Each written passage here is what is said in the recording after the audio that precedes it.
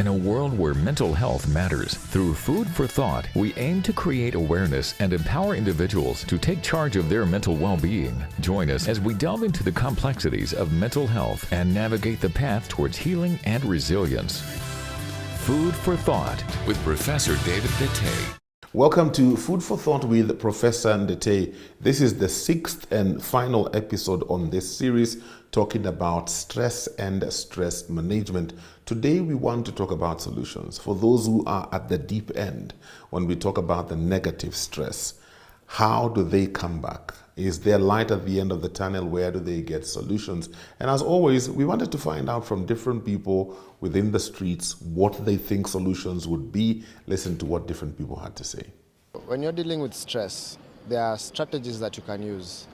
Number one, there's the mental strategy, where you go to a psychologist, they talk you into having ways of dealing with stress, number one. Number two, there's the health part of it, whereby if you have stress and you do like 100-kilometer run, that is also stressful.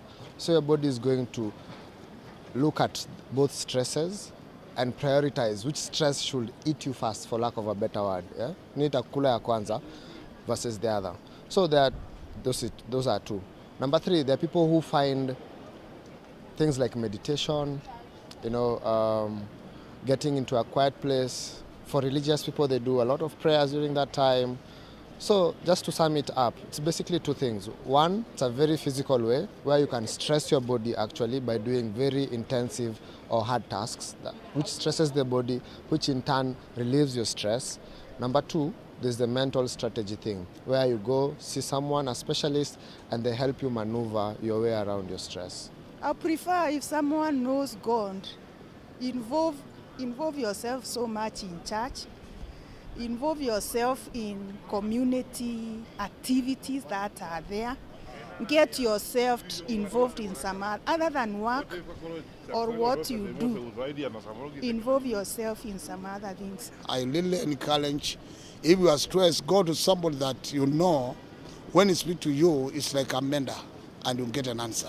Now, those are the solutions we found from the streets. Now, we want to engage Professor Ndete to find out professionally, when somebody has hit rock bottom because of stress, maybe even other conditions that he mentioned, like depression, anxiety attacks have already kicked in. Is there hope for such individuals? Professor, how are you doing? I'm doing good. It's good to have you again. Thank you. Thank you for always giving us the time to have these conversations. Okay. I believe we're helping a lot of people. I hope so. Yes. Yeah. So today we want to talk about solutions.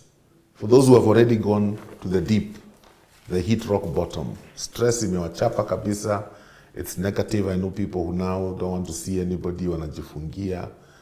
How do you help them? What kind of help is available for them? Well, we are assuming that to the extent possible, we have involved as many people as possible in the management, the family, friends, very useful. Maybe what is happening in the work situation, they know they know all the three faces. Yes. They can recognize those faces and they do something about it. Or the relatives can have recognized, or friends or workmates have recognized those faces, and they have done their best, and nothing seems to be happening. I think this brings us to what we already know. We assume this person has gone completely to the floor. It can't be worse than that. I think it's the same thing that we know happens every day in hospitals. In spite of the best treatments, there are times when you cannot do anything. Yeah. If you reach that stage, then it's important for you to come to terms with that as a therapist. And if I say it with the risk of repetition, you have gone. Or you have done all the things that you have suggested. Yes, but if you get a person who has gone down, say, with physical complications, they are hypertensive, they probably had one stroke, their heart is failing, their kidneys are failing, and many other things, then it results that the physical conditions make it impossible for him to continue with what he was doing. Yeah, because the physical conditions have gone to such an extent that they are irreversible or they need very intensive treatment. If it comes to psychiatric complications, depending on the severity, then you just treat that psychiatric condition in the standard use way of treating things, and you prescribe medications. Having said that, even with the best medicines available anywhere, let's talk about depression. The best antidepressants available on the market, and you can even afford them. It does not mean that they cure everybody. There are certain types of resistant depression, certain types of resistant anxiety, certain types of resistant other types of condition. Whatever you do, there is nothing that that you can achieve, and it's a common problem. Okay. And let me tell you how I know it's a common problem.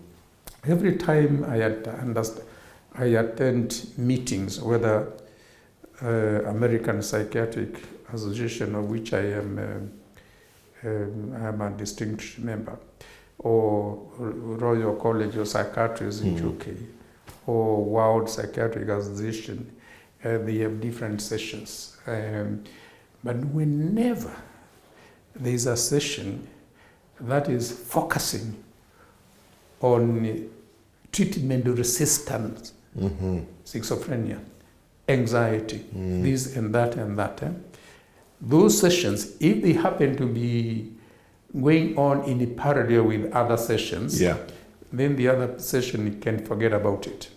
Because everybody will flock there. Yes. And I've even seen that sometime when I attended a meeting as American Association of Psychiatrists, Society of Psychiatrists. So it's a common problem. It is recognized. There are times when you can't do anything, you do your best, and what can you do? Okay. Yeah. Wow. What would you say are some of the worst scenarios you've seen? The worst scenarios I've seen are, say, physical conditions have gone to a stage where you cannot do anything. If the physical conditions, so we leave them because it's obvious. You can't ask somebody to go work when the heart is not. You can't. In fact, it's only appropriate that you ask them to rest. It's only natural, very natural. But if you are dealing with a psychiatric condition, sometimes it's very difficult because you have to contend with the possibility that this person is suicidal.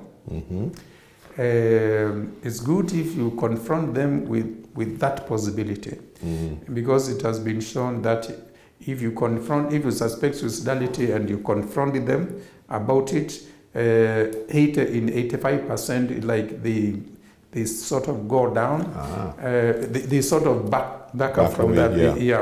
85%, but there's only another 15% where there's nothing you can do. You can put measures to make sure that is controlled. But the smart thing about those guys is that when they have decided they are going to go away, they make sure that you don't know. And you don't know when it has happened. So sometimes there's nothing you can do about that. And I've said, if it's depression which has taken a course on itself, in spite of everything that you may have done to modify the environment, everybody, and is taking a course on itself, and it is not responding to any kind of treatment, what do you do? In some places, they don't do it anymore. They used to do some kind of brain operation. People don't do those things now, and it's a very complicated thing. I was trained by somebody who, Paul Bridges, is deceased, who was really the guru in this kind of procedure. I don't think anybody does it in UK anymore. And I don't think even the laws would apply it. So there are times when you get into desperate situation when you say, well, I must do something, I must do something. Yeah. But with all the best intentions, let's not pretend that psychiatrists can successfully treat everything. So then the best thing we need to do is not to allow our loved ones to get to that stage. Absolutely. I can't put it better than that.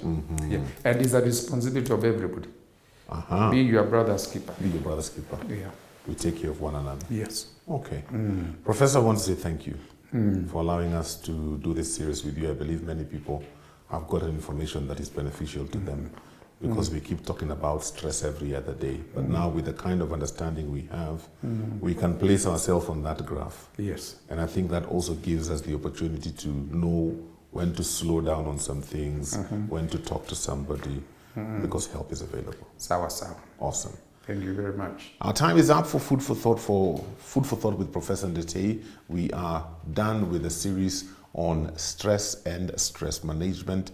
Next week, we pick up a brand new topic. Until then, do have a great day. God bless you. Food for Thought with Professor David Ndetei.